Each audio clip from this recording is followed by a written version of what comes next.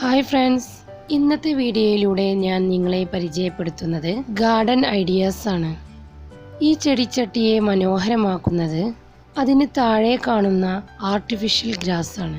ഈ ആർട്ടിഫിഷ്യൽ ഗ്രാസിനെ കുറിച്ചൊന്നും ഞാൻ പരിചയപ്പെടുത്തുന്നുണ്ട്. കൂടാതെ ഹാങ്ങിങ് പ്ലാന്റിനായി യൂസ് ചെയ്യുന്ന ടർട്ടിൽ വൈൻ എങ്ങനെയെല്ലാം അറേഞ്ച് ചെയ്യാം എന്നതും ഗാർഡനിൽ ഉപയോഗിക്കാവുന്ന റീയൂസ് ഐഡിയാസും ഉണ്ട്. അപ്പോൾ എല്ലാവർക്കും ട്രൈ ഔട്ട് വ്ലോഗിലേക്ക് സ്വാഗതം. ഇന്ന് നമ്മൾ വിസിറ്റ് ചെയ്യുന്ന ഗാർഡൻ മലപ്പുറം ജില്ലയിലെ GMLPS എരഞ്ഞിക്കോട് സ്കൂളിൽ വർക്ക് ചെയ്യുന്ന മുഹസിന ടീച്ചറുടെ വീട്ടിലേക്കാണ്. ലോക്ക്ഡൗൺ കാലത്ത് തൻ്റെ സ്കൂൾ അടച്ചിടേണ്ടി വന്നപ്പോൾ സ്കൂളിൽ പരിപാലിക്കേണ്ട ചെടികളെ തൻ്റെ വീട്ടിലെ പൂന്തോട്ടത്തോടൊപ്പം ഇക്കഴിഞ്ഞ 8 മാസത്തോളം പരിപാലിച്ച ഈ ടീച്ചറുടെ ഗാർഡൻ നമുക്ക് കാണാം. 10 രൂപ വിലയിൽ ലഭിച്ച ചെടിച്ചട്ടികളാണിത്. ഓരോ ചെടിച്ചട്ടികളിലും ഡിസൈനിങ്ങിനായി ഒരു യെല്ലോ കളർ പെയിന്റ് കൊണ്ട് മനോഹരമാക്കിയിരിക്കുന്നു. ഈ പോട്ടിലെല്ലാം നട്ടിരിക്കുന്നത് സ്പൈഡർ പ്ലാന്റ് ആണ്.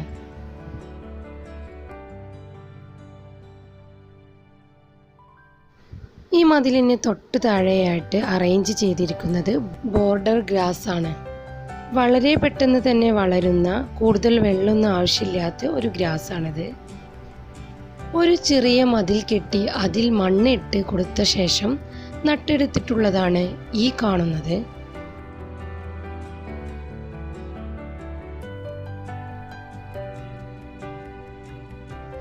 ഇനി തൊട്ടടുത്ത് കാണുന്നത് ഹാങ്ങിങ് പ്ലാന്റിനായി യൂസ് ചെയ്യാറുള്ള ടർട്ടിൽ വൈനാണ്.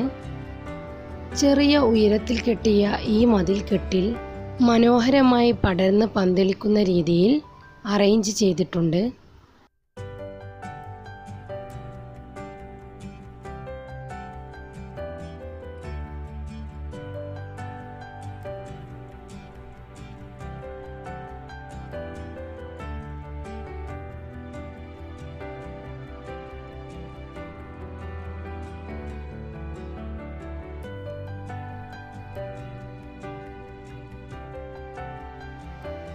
ഇനി ആർട്ടിഫിഷ്യൽ ഗ്രാസിനെ കുറിച്ച് പരിചയപ്പെടാം.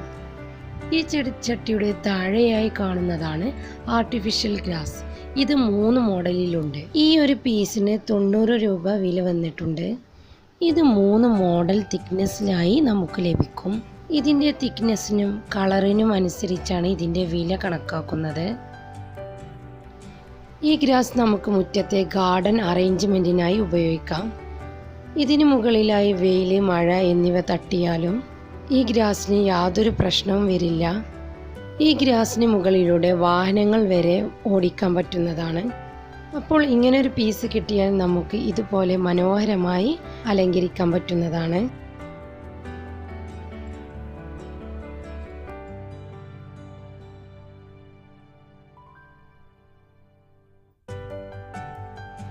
ഹാങ്ങിങ് പ്ലാന്റിനായി പ്രത്യേകിച്ച് ചെടിച്ചട്ടികളൊന്നും ആവശ്യമില്ലാത്തത് കൊണ്ട് ഇതുപോലെ കിഴി ഉണ്ടാക്കിയതിന് ശേഷം അതിലേക്ക് ഈ പ്ലാന്റ് നട്ടെടുക്കുകയാണ് ചെയ്തത്. ഈ കിഴിക്കുള്ളിൽ ചെടിക്ക് ആവശ്യമായ മണ്ണ്, വളം എന്നിവ ചേർത്തതിന് ശേഷമാണ് ഈ പ്ലാന്റ് നട്ടിട്ടുള്ളത്. ഈ പ്ലാന്റ് വളർച്ചയുടെ ആദ്യഘട്ടത്തിൽ നിൽക്കുകയാണ്.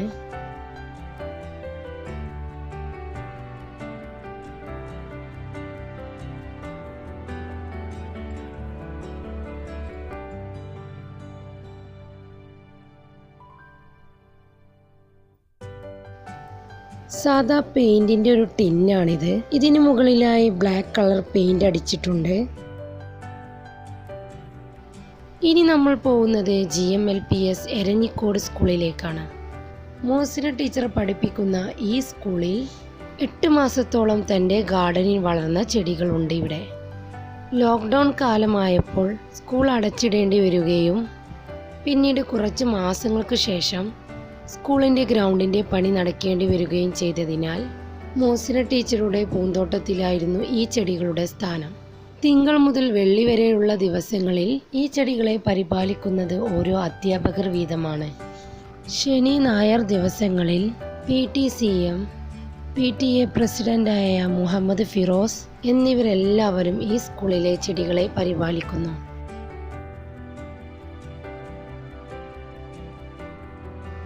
കുട്ടികൾക്കായി മനോഹരമായി പൂന്തോട്ടം ഒരുക്കി കുട്ടികളെയും കാത്തു നിൽക്കുന്ന അധ്യാപകർക്കും സ്കൂൾ പ്രവർത്തകർക്കും ട്രൈ ഔട്ട് വ്ലോഗിൻ്റെ എല്ലാവിധ ആശംസകളും നേർന്നുകൊണ്ട് ഇന്നത്തെ ഈ വീഡിയോ അവസാനിപ്പിക്കുന്നു.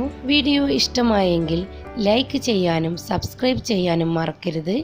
Okay, by.